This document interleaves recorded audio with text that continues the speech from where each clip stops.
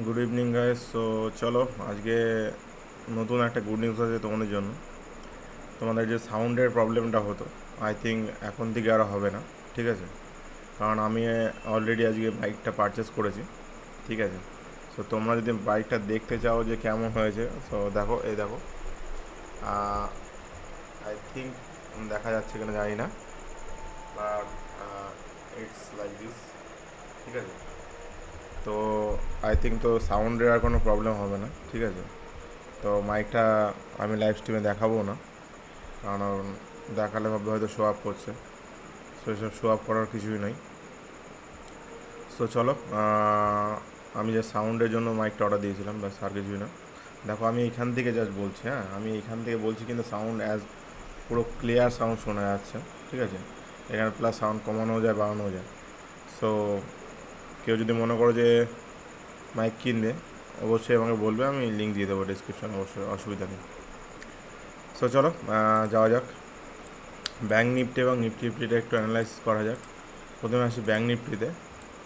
Bank নিফটিতে প্রথম চলে যাই আমরা 4 আওয়ারে। 4 আওয়ারে গিয়ে দেখি যে অ্যাকচুয়ালি মার্কেট, দেখো মার্কেটের যে বিহেভিয়ার আজকাল হচ্ছে, বিশেষ করে ব্যাঙ্ক নিফটির বিহেভিয়ার, এই মারাত্মক বিহেভিয়ার আসছে। এটা একটা বড় কারেকশানের ফল আসবে। ঠিক আছে, মানে একটা বড় ফলের ইন্ডিকেশান দিচ্ছে আমাদের এখানে। যাই হোক, সো দেখো ব্যাঙ্ক নিফটি যদি কন্টিনিউয়াসলি দেখো, ওভারঅল মার্কেট কিন্তু ট্রেন্ডিং রয়েছে। এক জায়গায় মেন একটা জায়গায় আছে, এখানে সাপোর্ট নিয়েছিল, নেওয়ার দরকার ছিল, কিন্তু এখান থেকেও মার্কেট আজকে রিভার্স নিয়েছে। ওকে, এবার দেখার বিষয় এটা যে আজকে মার্কেট কীভাবে ব্যবহার করবে কালকের দিনে। দেখো যেহেতু মার্কেট বুলিশ রয়েছে, আর যদি তুমি ওয়ান ডে টাইম ফ্রেমে দেখো, ওয়ান ডে টাইম ফ্রেমে গিয়ে দেখলে পুরো পিওর বুলিশ মার্কেট শো করছে। ওকে, এবার অ্যানালাইসিসটা কীভাবে হবে আমার ডাইরেকশান অনুযায়ী মোটামুটি দেখো অ্যাকচুয়ালি মার্কেট কী করছে। মার্কেট নামলো উঠলো, নামলো উঠলো। এবার দেখো ডাইরেক্ট কিন্তু এত স্ট্রেস হয়ে গিয়েছে। মার্কেট কোনো দিন এত স্ট্রেস হতে পারে না, খুব রেয়ার কেসে দেখা যায়। কিন্তু এখান থেকে আমাদের কিন্তু একটা ফলের চান্স আছে। তো ফলের চান্স আসলে মোটামুটি আবার রিটেস্ট নেওয়ার জন্য মার্কেট এখানে ঢুকবে। তো সে মেবি ইএমের কাছে আসবে বা এই রেঞ্জের মধ্যে ঢুকবে। ঠিক আছে, সো যাই হোক, অসুবিধা নেই। সো আমাদের ক্যালকুলেশানটা হবে সিম্পল। এই যে রেঞ্জগুলো আমি তোমাদের সামনে টেনে দিচ্ছি, এই যে রেঞ্জ, সিম্পল এই রেঞ্জ, তো এই রেঞ্জের মধ্যেই আমাদের ক্যালকুলেশানটা থাকবে। কালকে যদি মার্কেট এখানে কোথাও ওপেন হয়, যেমন আজকে আমরা একটা ট্রেড দিয়েছিলাম, তো ওখানে মোটামুটি 75 পয়েন্ট মতো ক্যাচ হয়েছে, বেশি ক্যাচ হয়নি। ওকে, মেবি মার্কেট মর্নিংয়ে আমি এখানে কোথাও দিয়েছিলাম ট্রেডটা, আমার ঠিক খেয়াল নেই। তো ওখানে 75 পয়েন্ট মতো ক্যাচ হয়েছে, আর সারাদিন আমি কোনো ট্রেড দিইনি। তার মেন কারণ হচ্ছে একটাই, যে পিওর মার্কেট টাইম পাস করেছে। ঠিক আছে, তারপরে একটা রেঞ্জে এখান থেকে একটু ব্রেকআউট দিয়েছে, তাও ওখানে টাইম পাস, এখানে কোনো মোমেন্টাম বা তোমাদের প্রিমিয়াম সেভাবে বাড়বে না যদি তোমাদের ট্রেড হতো। ঠিক আছে, সেই তুলনায় আজকে আই থিঙ্ক মিড ক্যাপ কিংবা নিফটি ঠিকঠাক দিয়েছে, দেখতে হবে। সো দেখো কালকের রেঞ্জ অনুযায়ী আমি যদি দেখি মার্কেট ক্যালকুলেশন করে, একটা পিওর আপসাইডের ট্রেন্ড রয়েছে। ওকে, আপ ট্রেন্ড রয়েছে, যেহেতু আপ ট্রেন্ড এখান থেকে এটা ব্রেক করেছে।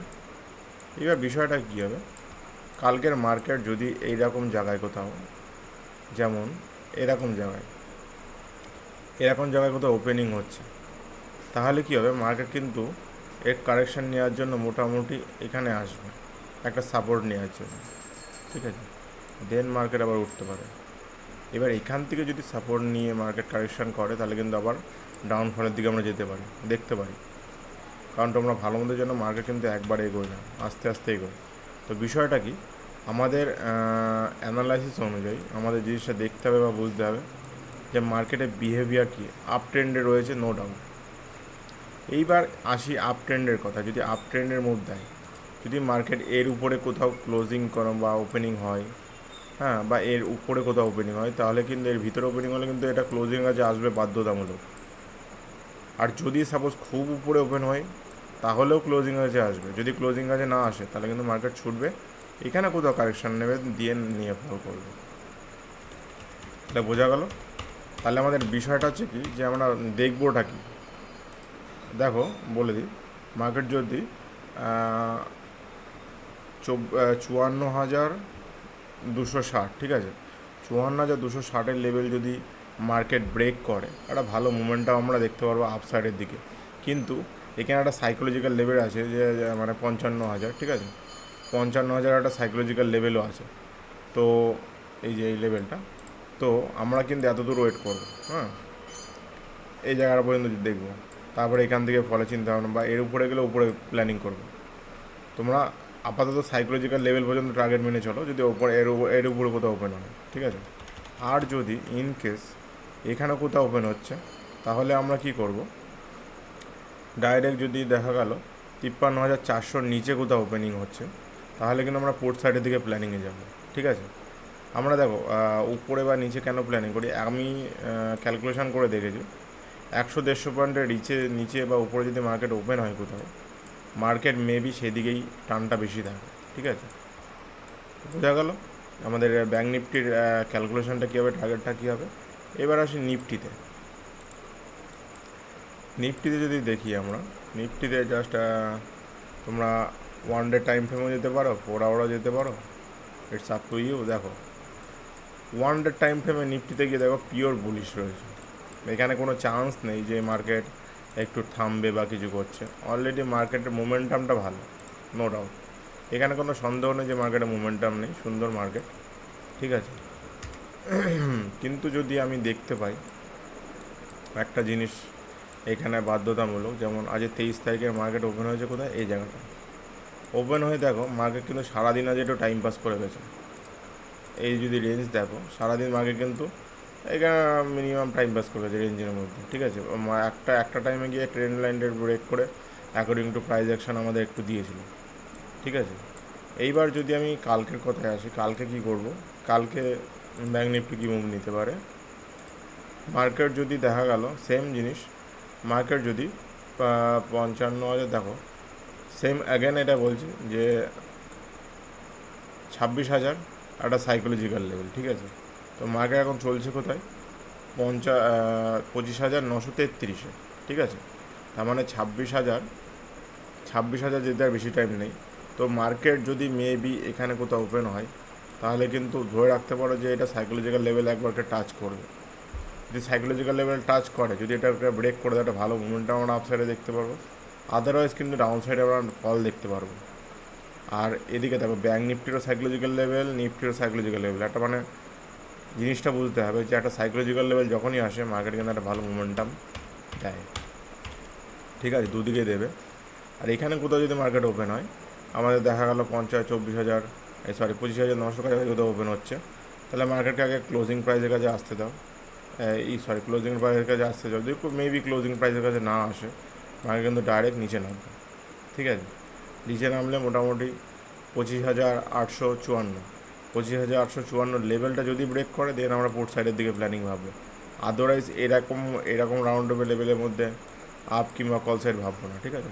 কখন ভাববো না তাও বলে দিলাম, আর কখন ভাববো সেটাও বলে দিলাম, ঠিক আছে।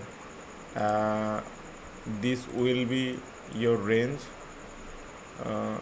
এটা যদি আমি দেখি, এটা আমাদের রেঞ্জ কালকের জন্য মার্কেটে, আর এটা আমাদের পুট সাইডের রেঞ্জ, ঠিক আছে। পুট সাইডের রেঞ্জটা ভালো রেঞ্জ হবে যদি ফল পায় এরকম টাইপের, ওকে। সো যাই হোক, এটা ছিল আমাদের নিফটি এবং ব্যাঙ্ক নিফটি অ্যানালাইসিস, ঠিক আছে। তো মিড ক্যাপটা দেখে নিই একটু, তোমরা মিড ক্যাপ করো, মিড ক্যাপটা আমি একটু দেখে নিই, ঠিক আছে।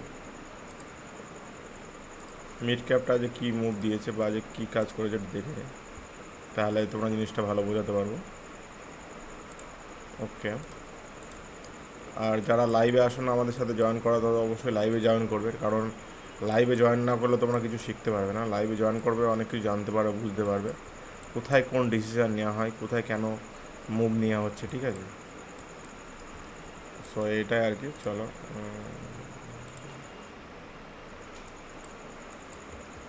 এবার যদি দেখি আমি এখানে, এইটা একটা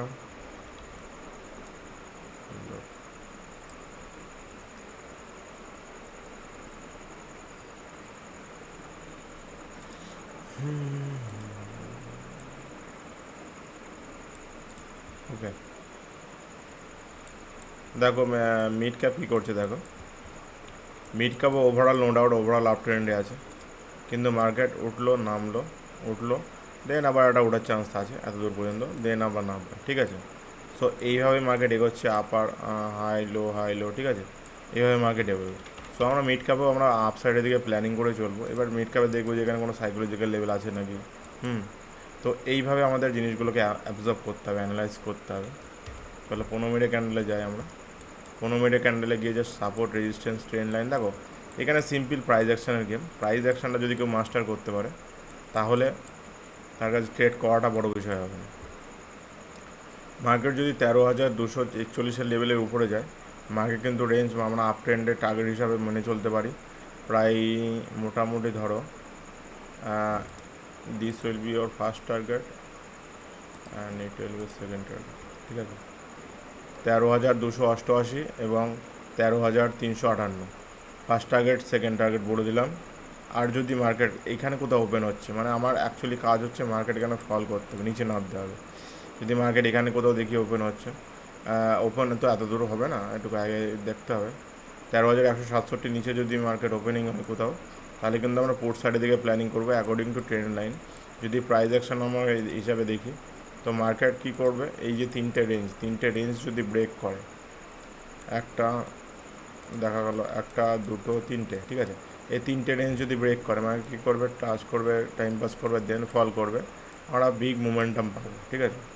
সো এটাই আর কি ব্যাপার, যে বলে দিলাম যে জোনগুলো কোথায়। দেখো এটা হচ্ছে আমাদের জোন হবে ট্রেড করার জন্য, যদি আমাদের অ্যানালাইসিস অনুযায়ী মার্কেট ওপেন হয়। আমাদের যদি অ্যানালাইসিস অনুযায়ী মার্কেট ওপেন না হয় কোথাও, তাহলে আমরা সেইভাবে প্ল্যানিং করবো কালকে লাইভ মার্কেটে, কোনো অসুবিধা নেই, ঠিক আছে। সো এটাই ছিল আমাদের নিফটি এবং bank Nifty analysis. I think তোমাদের ভিডিওগুলো ভালো লেগেছে। আর যদি ভিডিওটা ভালো লেগে থাকে অবশ্যই এটা লাইক করবে, শেয়ার করবে, আর সাবস্ক্রাইব করতে ভুলবে না। আর আমি দেখছি যদি ক্রিপ্টো লাইভে যাওয়া যায় অবশ্যই আমি যাব, ঠিক আছে। 2 দিন দাও আমাকে, সব দিকে সামলে নিতে আমরা, ঠিক আছে। সো ওকে, চলো দেখা হচ্ছে কালকে লাইভে।